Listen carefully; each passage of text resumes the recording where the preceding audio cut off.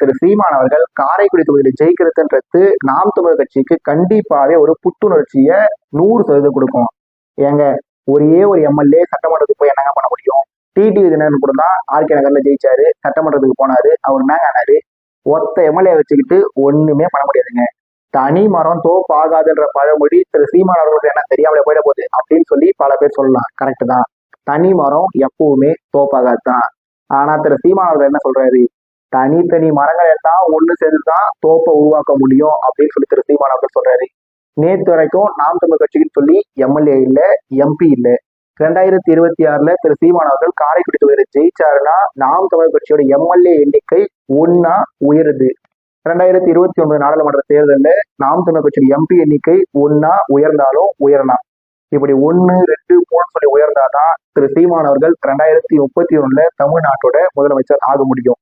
அந்த வகையில திரு சீமான் அவர்கள் காரைக்குடி தொகுதியில ஜெயிக்கிறதுன்றது ரொம்ப ரொம்ப முக்கியமான விஷயம். அது நாம் தமிழர் கட்சிக்கும் சரி, தமிழ்நாட்டு மக்களுக்கும் சரி. ஒருவேளை திரு சீமான் அவர்கள் காரைக்குடி தொகுதியில தோத்துட்டா என்னவாகும் அப்படின்னு சொல்லி கேட்டீங்கன்னா, திரு சீமான் அவர்கள் காரைக்குடி தொகுதியில தோக்கிறதுன்றது உண்மையிலேயே நாம் தமிழர் கட்சிக்கு ஒரு மிகப்பெரிய பின்னடைவு தான்.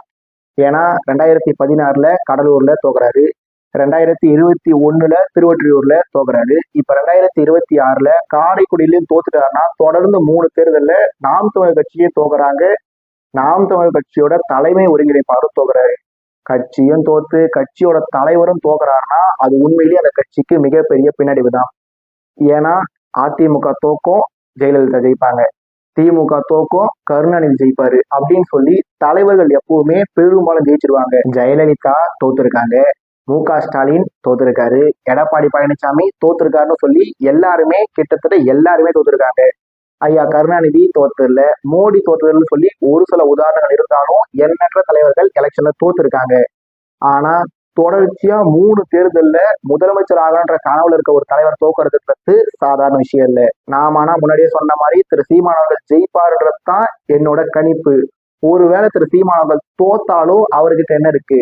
நம்பிக்கை இருக்கு. நம்பிக்கை மற்றும் விடாமுயற்சின்னு சொல்லி இந்த 2 விஷயமும் திரு சீமான் அவர்கிட்டையும் திரு சீமான் அவர்களோட தம்பி மற்றும் தங்கைகிட்ட இருக்கிறதுனால தான் திரு சீமான் அவர்கள் 2016, 2019, 2021, 2024 சொல்லி 4 தொடர் தேர்தல்களை தோத்தாலுமே நம்பிக்கை வச்சு விடாமுயற்சியை வச்சுக்கிட்டு தான் திரு சீமான் அவர்கள் தொடர்ந்து தனிச்சு களமிறங்குறாரு.